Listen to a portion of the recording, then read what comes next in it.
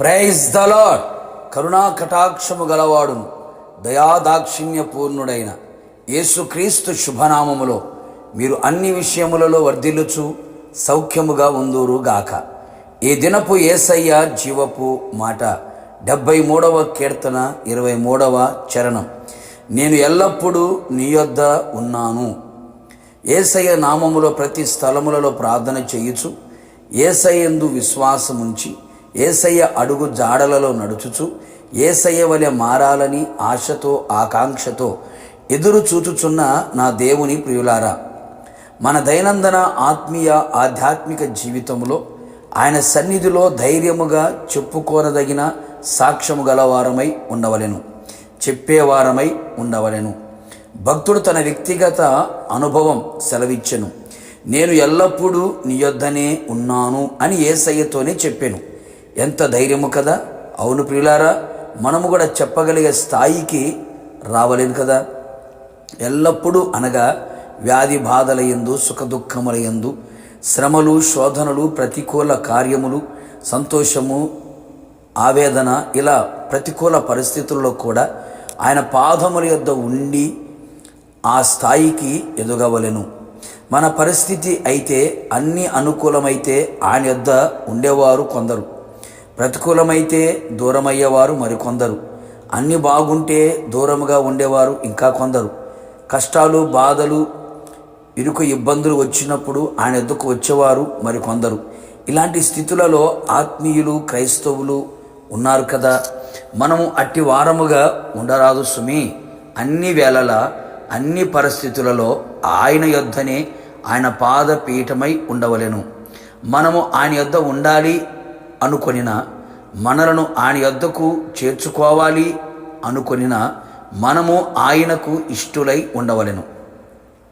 మనుషులకు ఇష్టలు కాక, లోకమునకు ఇష్టలు కాక, నా ఇష్టము అనే వారము కాక, ఆయనకిష్టమైన దానిని గ్రహించి చేయుచు, ఆయనకిష్టానుసారమైన జీవితము చేయుదుముగాక. ఆయనకిష్టమైన వారిని ఆయన పిలువగా వారు ఆయన యొద్దకు వచ్చిరి అని వ్రాయబడి ఉన్నది కదా. నమ్మకమైన వారిగా ఉన్నప్పుడు ఆయన యొద్ద నివసించదము. అన్ని విషయములలో కొంచెములో, మిక్కిలి కొంచెములో, దేవుని ఇంటిలో, నీ ఇంటిలో, నీ కలిగిన సమస్తములో నమ్మకమైన వారముగా ఉండాలి. నమ్మకమైన వారమని దేవుని వలన, దైవజనుని వలన, మనుషుల వలన సాక్ష్యము పొందేదము. ఆయనకు శిష్యులమై ఆయనను వెంబడించుచు ఆయన యొద్ద ఎల్లప్పుడూ ఉండేదము. ఎల్లప్పుడూ మనము ఆయన యొద్ద నిలిచి ఉన్నప్పుడు మన కుడి చేతిని ఆయన పట్టుకొనును, మనకు సహాయము చేయును. ఆశ్చర్యకరమైన సహాయము చేయుటకు ఆకాశ వాహనుడే వచ్చి అన్ని వైపులా, అన్ని విధాలుగా నీకు సహాయము చేయును. కట్టబడిన కట్లని విప్పి, మూయబడిన ప్రతి తలుపులను తెరచి, అన్ని విషయములలో అత్యధికమైన జయమును నీకు అనుగ్రహించును. తన ఆలోచన చేత నిన్ను నడిపించి నీకు ఆలోచనకర్తయే ఉండును. అంతేగాక ఆయన ఆర్భాటముతో, ప్రధానతుత శబ్దముతో, దేవుని బోరతో వచ్చినప్పుడు, నిన్ను పిలిచినప్పుడు ఆయన తన మహిమలో నిన్ను చేర్చుకొనును. ఆయనతో యుగయుగములు నిలిచి ఉండెదవు. ప్రార్థన. ప్రేమాస్వరూపి పరిశుద్ధుడా, నిత్యాశ్రయ దుర్గమైన యేసయ్య, నీ పరిశుద్ధమైన పాదములకి కృతజ్ఞతాస్తుతులు చెల్లించుచు ఉన్నాం.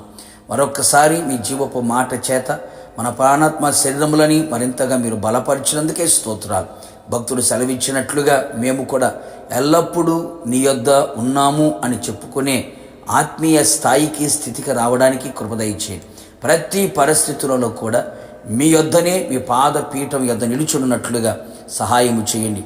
నీ యొద్ద నిలిచి ఉన్నవారి కుడి చేతిని పట్టుకొని సహాయము చేసి జయమునివ్వగలిగిన దేవుడవు, ఆలోచన చేత నడిపించగలిగిన దేవుడవు, తర్వాత మహిమలో చేర్చుకొనగలిగిన దేవుడు. అట్టి కృపని, భాగ్యమును మా అందరికీ దయచేయమని, మీరు ఆకడలు మేమంతా కూడా సిద్ధపడి మీతో కూడా యుగయుగములు ఉన్నట్లుగా కృప దయచేయమని యేసు నామములో అడిగి పొందుకొని ఉన్నాము తండ్రి, ఆమేన్. నిశ్చయముగా మీరును మీ కుటుంబ సభ్యులందరూ ఎల్లప్పుడూ యేసయ్య పాదముల యొద్ద నిలిచి ఉందురు గాక. God bless you.